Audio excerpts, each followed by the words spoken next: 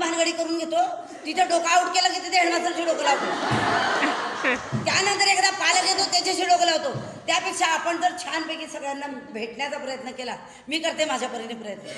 मी कंडक्टरला पण चॉकलेट देऊन टाकणारी बाई. त्यांनी माझ्यासाठी आडवळणी जागेवर मला जर गाडीत बसवले, मी त्याला काही चॉकलेट देऊन टाकते.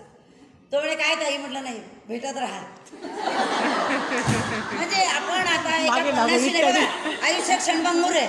मी आज इथे बोलते आहे, असा कुठला जी.आर नाही की मी 60 वर्ष जगणार आहे का 70 वर्ष जगणार आहे. आपण आनंद वाटूया. आपण जिथेही भेटलो तिथे आपण असं एकमेकांना बघतो की जसं आज हाय पाय दिसते. आपण मन मोकळं बोलत नाही आणि हे बोलणंच आपण वेगवेगळ्या रोगांच्या रूपाने आपल्या शरीरामध्ये येतो. आपण छानपैकी एन्जॉय करायला शिकूया. खरोखर मी माझा वेळ दररोज 1 तास स्वतःसाठी काढून ठेवलेला आहे. तो मी कुठल्याही परिस्थितीत कोणाला देत नाही. आपण स्वतःसाठी जगूया, थोडं स्वार्थी होऊया. धन्यवाद.